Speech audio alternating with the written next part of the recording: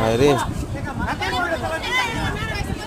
লাগাই দিছে অটোওয়ালা, মাইর খাইতেছে বাসের ড্রাইভার।